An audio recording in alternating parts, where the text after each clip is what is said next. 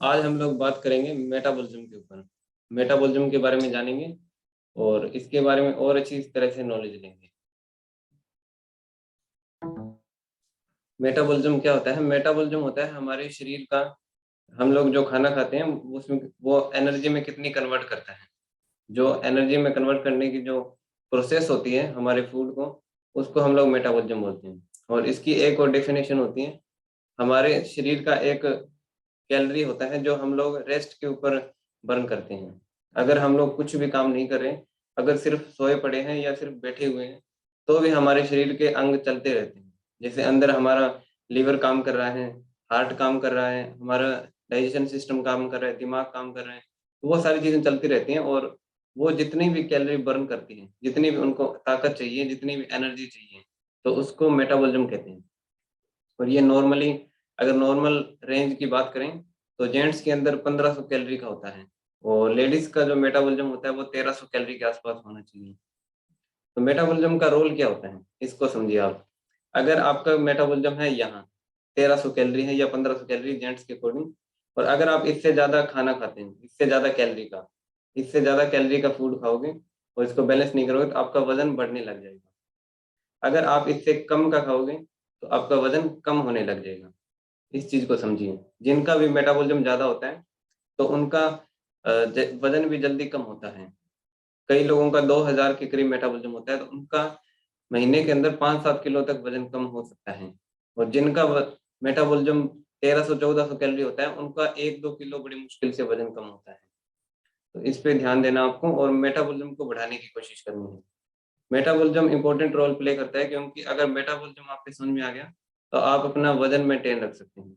आपको वजन की कोई प्रॉब्लम नहीं आएगी और आपका वजन हमेशा सही रहेगा।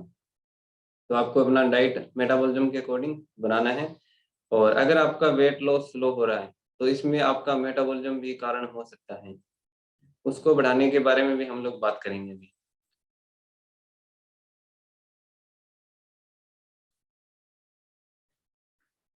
मेटाबॉलिज्म को बढ़ाने के लिए आप 3-4 चीजें कर सकते हैं।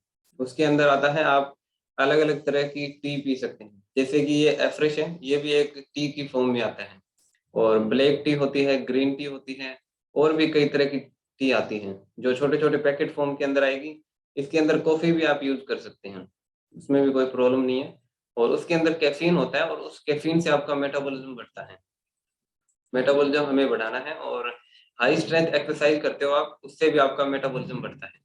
जो भी high strength exercise, heavy workout हम लोग करते हैं, तो वो भी 1 वीक के अंदर, हफ्ते के अंदर 2 बार होना चाहिए। कम से कम 2 बार आपको हाई एक्सरसाइज करनी है। और वेट लिफ्टिंग कर सकते हो आप।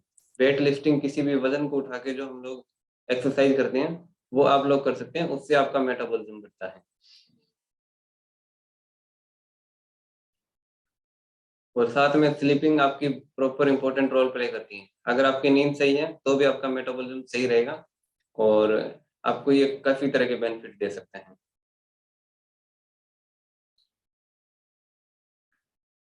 और ज्यादा प्रोटीन डाइट लेने से भी आपका मेटाबॉलिज्म बढ़ता है। प्रोटीन डाइट अगर आप सही लेते हैं, जितना आपको मेटाबॉलिज्म, जो आपका वेट है उसके अकॉर्डिंग जितना आपको प्रोटीन की रिक्वायरमेंट है। अगर आपका 50 किलो वजन है, तो आपको 50 ग्राम के करीब प्रोटीन चाहिए हर रोज का, सुबह से लेकर शाम तक का। देखिए, अगर पूरा नहीं हो रहा है तो उसको पूरा करना है। अगर आप ज्यादा एक्सरसाइज करते हैं, तो आपको प्रोटीन भी ज्यादा लेना होता है। 1.5 गुना प्रोटीन चाहिए होता है। तो 50 किलो वजन पे आपको लगभग 75 ग्राम प्रोटीन होना चाहिए। इसको ठीक करना है आपको। अगर कम प्रोटीन ले रहे हो, तो भी आपका मेटाबॉलिज्म स्लो रहेगा। और वेट लॉस है, वेट लॉस की स्पीड है वो स्लो रहेगी, उसको आप ठीक कर सकते हैं। और ठंडे पानी से भी आपका मेटाबॉलिज्म बढ़ता है। ठंडे पानी से आप नहा सकते हो, ठंडे पानी से आप ठंडा पानी पी सकते हो आप, उससे भी आपका मेटाबॉलिज्म बढ़ता है। क्योंकि उससे क्या होता है, जब भी आपकी बॉडी टच करती है ठंडे पानी से, तो वो खुद को गर्म करने की कोशिश करते हैं और उससे जो एनर्जी प्रोड्यूस होती है, वो मेटाबॉलिज्म को बढ़ाने का काम करती है। तो ये चीज गर्मियों में ज्यादा होती है, सर्दियों में भी कर सकते हो। ये बेनिफिट होता है हमारा। क्योंकि बॉडी खुद को गर्म करने के लिए, वार्म रखने के लिए, जो हमारा टेम्परेचर होता है 37 डिग्री, उसको मेंटेन करने के लिए हमारा मेटाबॉलिज्म को बढ़ाती है। तो ये हमारे लिए बेनिफिशियल है। और ये चीज आप कर सकते हो, ट्राई कर सकते हो। दिन में 1-2 बार चिल्ड वाटर पिए, बिल्कुल चिल्ड वाटर, बिल्कुल ठंडा पानी पिए आप। और उससे आपके अंदर का जो टेम्परेचर है वो एकदम डाउन होएगा और फिर अप होएगा, उससे मेटाबॉलिज्म बढ़ेगा। आप सलाद खाते हैं, सलाद से आपका मेटाबॉलिज्म बढ़ता है। आप हाई फाइबर जितने भी फूड फूड हैं हाई फाइबर वो आप खाइए, जैसे कि जिसमें सबसे ज़्यादा अच्छा होता है खीरा। खीरे को आप खाएँगे तो उसके अंदर काफ़ी अच्छा फाइबर हमें मिलता है, और अगर आप डेली का 35 ग्राम फाइबर लेते हैं, तो आपका मेटाबॉलिज्म अच्छा हो जाएगा। और मेटाबॉलिज्म अच्छा करने के लिए आप और भी सब्जियाँ वगैरह हैं, वो खा सकते हैं, जिससे कि आपका मेटाबॉलिज्म बैलेंस रहे, मैनेज रहे।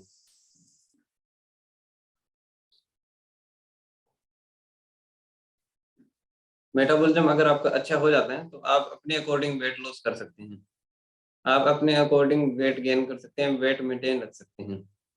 अगर आपका मेटाबॉलिज्म ऊपर-नीचे रहेगा तो वो आपको प्रॉब्लम करता है, और काफ़ी दिक्कतें महसूस होती हैं हमें। अगर मेटाबॉलिज्म शरीर की एक कैपेसिटी होती है जो कैलोरी बर्निंग की है, जो रेस्ट पे हमें कैलोरी चाहिए, वो सब अगर मेंटेन रहे, तो ये बढ़िया रहेगा, और आप इसको अपने वेट वगैरह को हमेशा के लिए परमानेंटली अच्छा रख सकते हो फिर। तो इसके ऊपर आपको ध्यान करना है, और मेटाबॉलिज्म को अच्छी तरह से समझना है, और आपको ये काफ़ी बेनिफिट देने वाला है।